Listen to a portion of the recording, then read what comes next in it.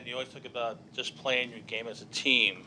To come out in the second half in in their first playoff game for some of you guys, after a kind of a back and forth first half and just take over. Just think about the mindset you guys had to just impose the will and you had to do this and what you did in that second half of the team. Yeah, especially playing against a team like the Heat, you got to come in and be locked in the whole game. There are no breaks, so I think that's the biggest difference I've noticed. With this first game than the regular season is you got to be locked in the whole game.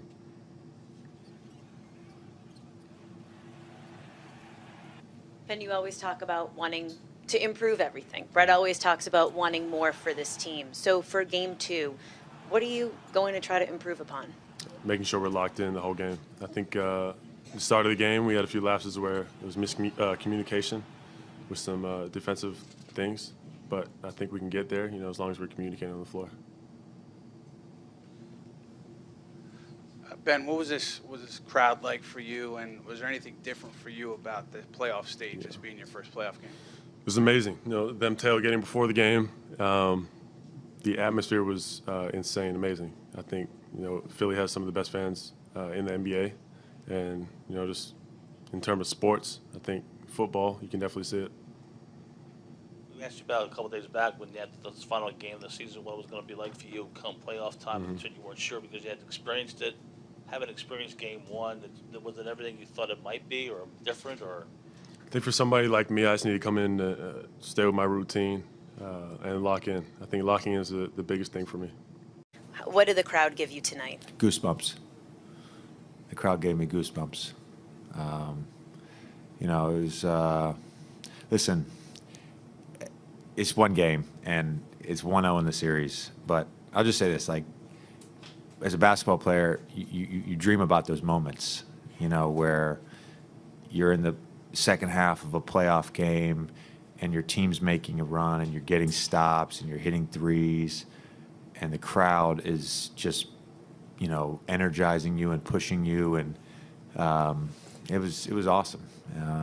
They've been like that the whole year, and I've talked about it, and Brett's talked about it, what's it going to be like in the playoffs? They brought it, no surprise. Well, I mean, it just tumbled at the beginning of the quarter. It was a combination of a little bit of everything. Just even coming out of the break, the first set out of our diagram, we did not execute with any kind of detail, and then we struggled to get coherent offense that in turn got them out in the open court. Simmons was able to create, and then the three started going from there, and we just couldn't keep it to within striking distance from that point. It just went, and we have some work to do. We've got to make sure that that we're ready to put together a 48-minute game on Monday. Eric, Hassan played 12 minutes and was pulled out after a few abbreviated. Yeah, it's not about him. The whole second half, this series and this game, it's going to move quickly. There are a lot of subs both ways. There's not a lot of time, based on the flow or the matchups. It's not necessarily even an indictment to his first 4 minutes. But we all have to collectively be better on Monday. I know this is one game and you're kind of in the moment right now, but is there a part of you that allows yourself to feel kind of what it's been like on this whole process you've been here, living for the last 4 or 5 years? A little tiny part that I won't admit. A small part. It's a little, and I really mean that. We for sure, I'd be lying if I said otherwise. But I feel this group has something special in it. We're moving along and we're trending in tremendous ways. I look at the future of our organization with healthy Joel Embiid and improving Markelle Fultz and draft picks and cap space. This is what I feel the most responsible for and excited for. And so to navigate that path, that's a long lens. This little thing we've gone through, and it is big, but it's small in relation to what I just said. Sure, I am excited. I'm excited for our fans and our young team, but there's a lot more coming. Thanks, Brett. Thank you. Just the progressive growth of belief. You know, it sure is easier to cultivate that when you're winning.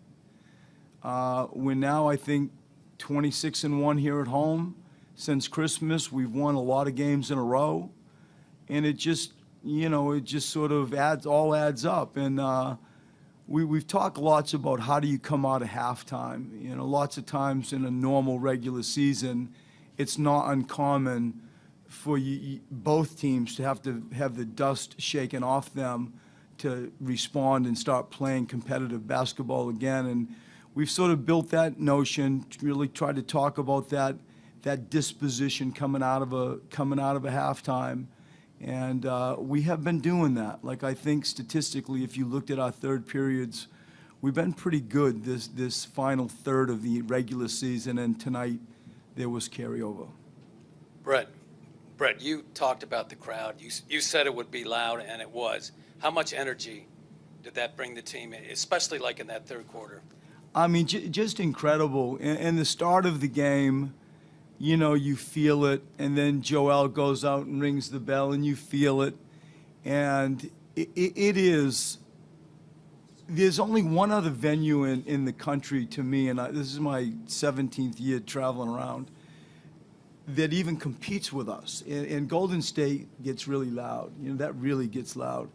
And the Philadelphia fans, apart from the vocal side and the volume, there's just, you know, complete passion. You know, you see it. As sometimes I glance up in the crowd and you can just see it. And to have our fans be treated to this season and to get a win, and there's way more to go, way more to grow.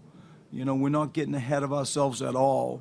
But what a tremendous opportunity for us to give back to them. They were awesome.